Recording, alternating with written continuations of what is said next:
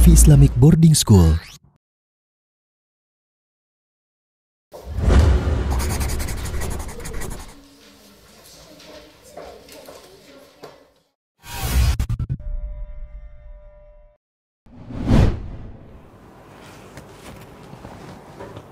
Bismillah. Assalamualaikum warahmatullahi wabarakatuh. Innal hamdalillah nahmadu wa nasta'inu wa nastaghfiru wa min sururi anfusina wa min sayyiati a'malina may yahdihillahu fala mudhillalah wa may yudlil fala hadiyalah. Asyhadu an la ilaha illallah wa asyhadu anna Muhammadan abduhu wa rasuluh la nabiyya ba'd.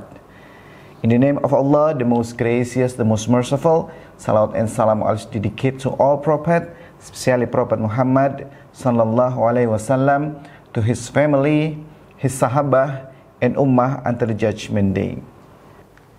Baik, kita lanjutkan sahabat-sahabat Al-Wafi TV. Selanjutnya kita akan mempelajari tentang kriteria apa saja sih yang dapat diklasifikasikan, begitu ya?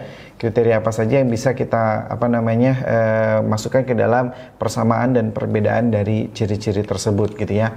Nah, sebelum itu, apa yang dikembangkan oleh ilmuwan, khususnya Carolus Linnaeus, mengatakan bahwasanya untuk memudahkannya, maka dia membuat sistem tata nama.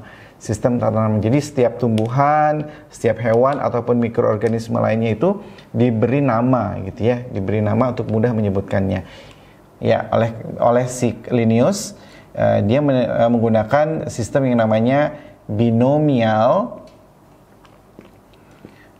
nomenklatur. Nah, binomial nomenklatur ini apa lagi ya? Ini bahasa ilmiah gitu ya. Dari pengertiannya dari tata nama ganda. Nomenklatur adalah sistem tata namanya. Binomial, bi itu dua, nomial itu artinya ganda. Jadi memiliki dua penamaan gitu ya, untuk memudahkan kita mengidentifikasi dari nama-nama makhluk hidup seperti itu. Nah, ada syaratnya untuk menentukan nama spesies. Yang pertama, dia menggunakan dua, ya tadi ya, syaratnya adalah dua kata. Syarat yang pertama adalah memiliki dua kata, ya, memiliki dua suku kata. Kata pertama, ya. Kata yang pertama itu menunjukkan genusnya, ya. Kalau tadi yang bahasa Indonesianya namanya marga, marganya ya, menunjukkan marganya. Nah, yang kata terakhir atau kata kedua menunjukkan apa? Spesiesnya atau jenisnya. Nah, jadi dalam binomial nomenklatur, spesies itu dibuat memiliki dua nama, ya, ada genus dan spesiesnya. Oke. Kemudian selanjutnya di nama genus, ya, di genus itu ditulis dengan huruf kapital bagian depannya. Bagian depannya menggunakan huruf kapital, ya. Oke. Kemudian kalau dia kita tulis, ya, ketika ditulis maka dia harus digaris bawahi, ya.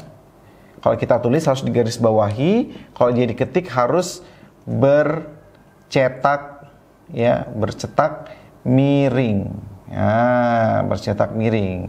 Nah, contohnya kita akan perlihatkan. Jadi syaratnya dalam sistem penamaan tata nama ganda ini atau binomial nomenklatur, kita menggunakan syarat-syaratnya seperti ini. Jadi terdiri atas dua suku kata, yaitu genus dan spesies yang ditunjukkannya. Lalu pada genus dia menggunakan huruf kapital di depannya, dan untuk apabila dia ditulis dengan menggunakan tangan maka dia harus digaris bawahi, atau kalau dia diketik dia harus bercetak miring atau italic. Ya, contohnya ya, kita lihat example. Oke, kalian sudah pernah makan nasi? Sudah pasti ya, di rumah pasti menu utamanya adalah nasi. Nah, nasi itu memiliki nama ilmiah, berasal dari padi. Nah, padi itu namanya Oryza, ya, Oryza genusnya, sativa jenisnya. Nah, Oryza sativa, kita highlight ya. Nah, Oryza sativa. Nah, Oryza ini menunjukkan kata apa? Genus, betul sekali. Ini adalah menunjukkan kata genus. Masuk nggak syaratnya? terdiri atas dua kata, masuk ya. Kemudian pada genusnya memiliki huruf kapital di depannya. Oke, betul. Nah, kemudian kalau ditulis dengan menggunakan apa? Tulisan tangan, maka dia harus digaris bawahi. Nah, seperti ini. Oryza sativa. Ini adalah nama lain dari apa? Padi. Betul sekali. Banyak sekali nama-nama ilmiah yang bisa kalian pelajari ya. Ada Aurelia aurita, apa tuh? Nah, silakan kita cari. Ada Allium cepa ya, Allium sativum, namanya keren-keren deh, Masya Allah. Nah, itu untuk apa? Untuk memudahkan kita mengenali. Jadi kalau antum semua sahabat-sahabat Al-Wafi TV ketika berada di daerah lain atau berada di negara lain menggunakan bahasa Latin atau bahasa ilmiah, mereka semua akan paham bahwa ketika antum semua mengatakan Oryza sativa, maka itu adalah padi. Ketika antum mengatakan aloe vera, itu adalah lidah buaya, gitu ya. Tapi ketika kita menyebutkan ini lidah buaya, orang lain tidak akan paham gitu ya, karena bahasanya yang digunakan adalah bahasa lokal, bukan menggunakan bahasa ilmiah. Nah, kalau bahasa ilmiah itu biasanya dikenali oleh seluruh orang-orang di seluruh dunia gitu ya. Jadi Oryza sativa itu adalah padi, orang lain juga akan paham bahwa Oryza sativa itu adalah padi. Aloe vera adalah lidah buaya, otomatis mau dia di negara Kamboja, mau dia ada di negara Cina, ketika dia tahu bahwa aloe vera adalah lidah buaya, maka itu menjadi bahasa ilmiah ya, disebutnya binomial nomenklatur. Itu. Nah, kemudian syarat-syarat yang lain. Jadi setelah ada pengelompokan seperti ini, maka kalau di tumbuhan dia biasanya dikelompokkan berdasarkan persamaan ciri-cirinya gitu ya. Persamaan ciri-cirinya, struktur fisiknya gitu ya yang dibedakan. Kemudian sistem reproduksinya, vegetatif atau generatif gitu ya, persamaan cirinya. Kemudian jumlah daun kelopaknya juga menentukan jenisnya, apakah dia dikotil ataupun monokotil. Itu kriterianya di tumbuhan. Kalau di hewan bagaimana? Kalau di hewan biasanya dilihat dari struktur fisiknya, baik dia katakanlah apakah dia bertulang belakang atau tidak bertulang belakang gitu ya, hewan lunak. Kemudian apakah dia memiliki bulu ataukah dia memiliki rambut, itu ada pengelompokannya. Sampai dengan akhirnya di mana klasifikasi ini atau kunci dikotomi itu sampai kepada takson tadi ya, penentuan level dari bangsa, kemudian familinya, kemudian genusnya, sampai dengan penentuan spesiesnya, begitu ya. Nah, kalau di hewan seperti itu. Nah, tadi kita ulangi bahwasanya dari binomial nomenklatur diturunkan dari yang namanya kunci dikotomi untuk menentukannya, atau bahasa ilmiahnya kunci determinasi. Nah, ini akan menentukan apakah dia masuk ke ordo tertentu, bangsa tertentu, atau famili tertentu, dan genus tertentu. Ini kita pelajari dari kunci dikotomi. Nah, kemudian apakah semua yang kita lihat itu bisa kita klasifikasikan? Bahkan yang makhluk hidup yang berukuran mikroskopis, mikro itu kecil, kopis itu berarti bentuknya sangat kecil, yang tidak bisa kita lihat secara kasat mata gitu ya, secara mata telanjang gitu ya, tanpa menggunakan alat bantu, maka itu juga ada penamaannya ya, ada penamaannya. Nanti kita akan sesi berikutnya kita akan bahas mengenai pembagian dari sistem 5 kingdom ya. Namun untuk saat ini kita masih membahas tentang sistem tata namanya dan bagaimana kita melihat struktur makhluk hidup yang bentuknya sangat kecil. Nah, sahabat-sahabat Al-Wafi TV tentu akan tahu ya, penasaran apa sih alat yang kita gunakan biasanya. Nah, oleh ilmuwan biasanya digunakan yang namanya alat disebut dengan mikroskop. Nah, mikroskop. Scope artinya seperti lensa atau mata, micro artinya makhluk hidup atau ukurannya sangat kecil.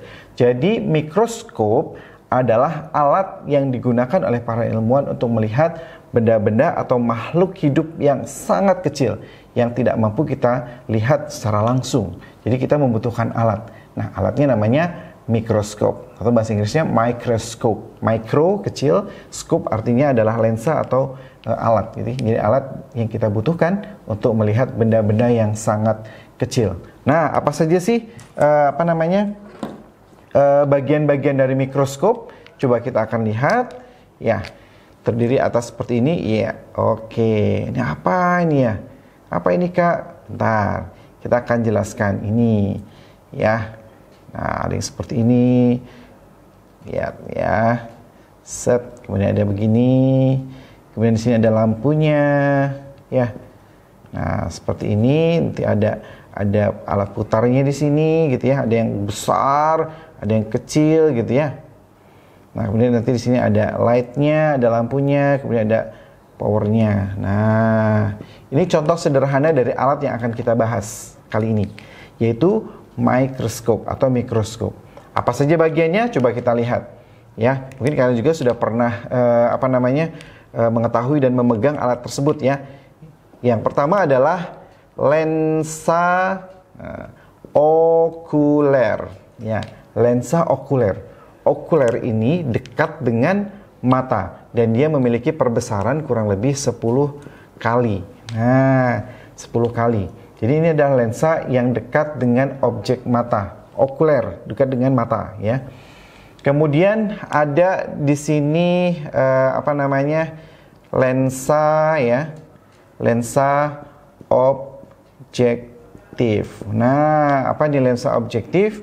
Adalah lensa yang dekat dengan objek pengamatan. Ini namanya objektif. Maka dia dekat dengan objek pengamatan gitu ya. Nah, ini namanya lensa objektif ini bisa kita putar-putar nih. Ya, karena ada 3 nih, 1, 2, 3, tergantung dari kebutuhan perbesarannya. Ada berapa? Ada 4 kali, ada 10 kali, ada berapa? Ya, 100 kali bahkan seperti itu. Ini yang standarnya ya, yang standarnya. Jadi mikroskop juga ada yang mikroskop manual dan mikroskop elektron. Nah, yang kita gambar ini adalah mikroskop manual ya. Nah, lensa objektif ini memiliki perbesaran yang berbeda. Ada 4 kali, 10 kali, dan 100 kali. Otomatis perbesaran juga akan mengalami perbedaan perbesaran. Jadi cara menghitungnya begini. Kalau lensa okulernya 10 kali, lensa objektifnya 4 kali, maka perbesarannya adalah sebesar 40 kali ya, 10 kali 4. Oke. Kalau misalnya kita pindahkan ceklik. Nah, di sini ada namanya revolver. Fungsinya untuk memindahkan lensa objektif tadi menurut perbesaran yang kita inginkan ya. Ada 40 kali tadi ya. Kemudian ada 4 kali 10. 100 kali 10 kali 10 berapa? 100 kali. Nah, ini perbesarannya menjadi 100 kali lipat dari ukuran semula. Ya, nanti bisa dilihat di lensa okulernya gitu ya. Nah, setelah level kita putar lagi, ceklik. Nah, nanti ada perbesaran yang 100 kali. Nah, lensanya biasanya lebih panjang gitu ya.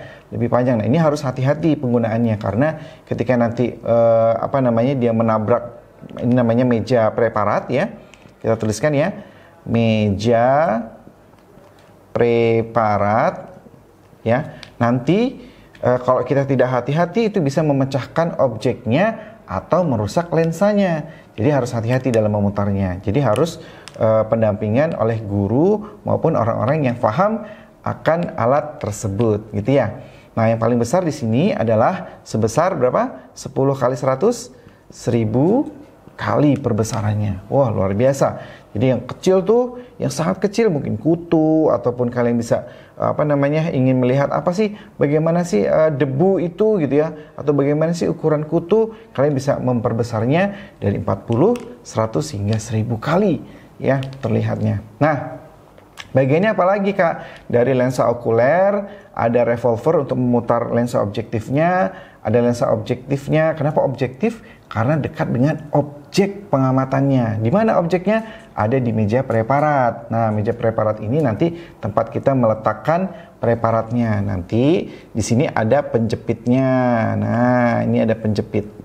Ya, penjepit preparat. Ya, penjepit preparat. Gunanya agar si preparatnya tidak bergeser-geser gitu ya. Ketika kita geser, kita perlakuan gitu ya. Nah, di sini ada makroscope. Nah, makroscope ini artinya apa? Perputaran kasar, ya. Perputaran kasar. Jadi dia akan, si meja preparat ini akan naik turun dengan sangat cepat. Itu menggunakan makroscope. Nah, yang kecilnya ada lagi nih. Nah, apa ini, Kak? Ini namanya mikroskop. Nah, fungsinya mikroskop adalah untuk memutar secara halus. Jadi, ketika kalian tidak menemukan objek atau menemukan sedikit objek pada meja preparat, kemudian kalian khawatir memecahkan preparatnya karena berbenturan dengan si lensa, maka digunakanlah pergeseran halus namanya. Ini pergeseran kasar, yang ini pergeseran halus. Nah, oke, kemudian ada apa lagi di sini? Ada sumber cahaya. Nah, karena kita menggunakan manualnya menggunakan listrik, maka mikroskop yang gambarkan adalah menggunakan cahaya lampu, gitu ya, menggunakan lampu. Di sini ada powernya di sini. Nah, ada power untuk menyalakan si lampu tadi supaya menembus ke meja preparat agar preparatnya bisa atau objek pengamatannya bisa terlihat di sini. Nah, ini adalah alat yang digunakan oleh para ilmuwan, ya, untuk melihat benda-benda yang sangat kecil atau mikroskopis, ya. Tadi kita ulang, ada lensa okuler yang dekat dengan mata, perbesarnya kurang lebih 10 kali. Lalu ada selubung di sini, ada revolver ya untuk memutar lensanya. Kemudian ada lensa objektif yang bisa kita pilih dari perbesaran 4 kali, 10 kali hingga 100 kali. Nah, lalu ada meja preparat, ya, yang di sini nanti diletakkan preparatnya, lalu kita akan dijepit. Ya, ada penjepitnya di sini supaya tidak bergeser kemana-mana. Lalu objeknya akan kita geser, ya. Objeknya akan kita geser menggunakan mikroskop dan makroskop. Yang makro itu pergeseran kasar, yang mikro pergeseran yang halusnya. Lalu ada cahaya sebagai sumber cahaya untuk memantulkan bayangan dari preparat itu, dan ada tombol powernya. وَعَلَّمَ آدَمَ الْأَسْمَاءَ كُلَّهَا ثُمَّ عَرَضَهُمْ عَلَى الْمَلَائِكَةِ فَقَالَ أَنْبِئُونِي بِأَسْمَاءِ هَؤُلَاءِ إِنْ كُنْتُمْ صَادِقِينَ قَالُوا سُبْحَانَكَ لَا عِلْمَ لَنَا إِلَّا مَا عَلَّمْتَنَا إِنَّكَ أَنْتَ الْعَلِيمُ الْحَكِيمُ قَالَ يَا آدَمُ أَنْبِئْهُمْ بِأَسْمَائِهِمْ فَلَمَّا أَنْبَأَهُمْ بِأَسْمَائِهِمْ قال ألم أقل لكم إني أعلم غيب السماوات